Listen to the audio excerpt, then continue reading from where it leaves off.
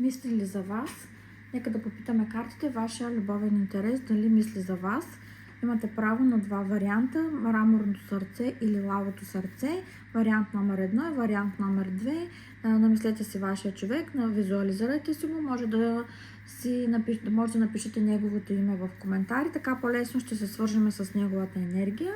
Сега ще проверим за първи вариант, мраморното сърце, дали вашия любовен интерес мисли за вас. Мисли ли той за вас? Нека да попитаме картите. Мисли ли той за вас? Той има много тревожни мисли.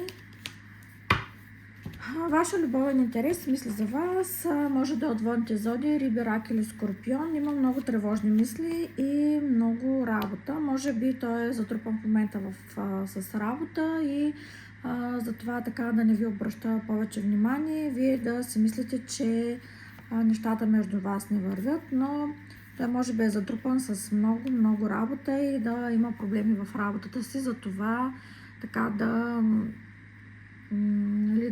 ви се струва отчужден. Аз смятам, че този човек мисли за вас, но в момента дори да не показва никакъв интерес, той има причина за това и тя е, че той е много затрупан от работа и има най-вероятно проблеми в работата си. Нека да видим за вариант номер 2. Лилавото сърце. Мисли ли той за вас? Дайте му време да, изнявам се, пак ще се върна, дайте му време да се освободи от тази негова натовареност и вярвам, че той ще покаже повече интерес към вас. Така, извинявам се на вариант номер 2. Нека да видим за вариант номер 2. Мисля ли той за вас? Тези карти искаха да изпаднат.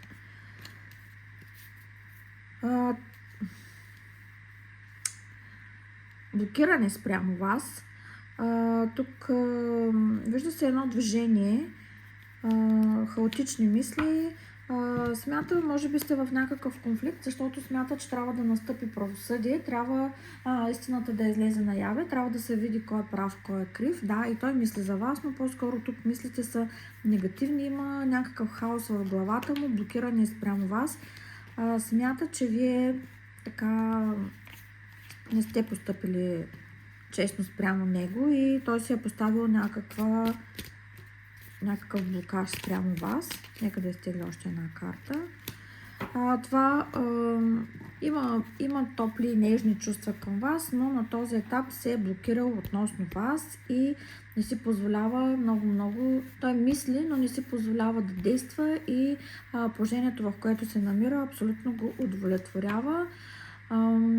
Да, мисли за вас, едни хаотични мисли има в главата си, но малко, как така да кажа, може и да ви ругае понякога в мислите си.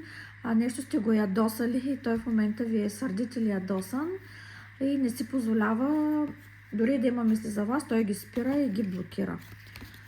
Това е, което виждам. Това са общи четения, както знаете. Те няма как да отговарят за всички, така че за лични четения може да се свържете с мен на лични съобщения.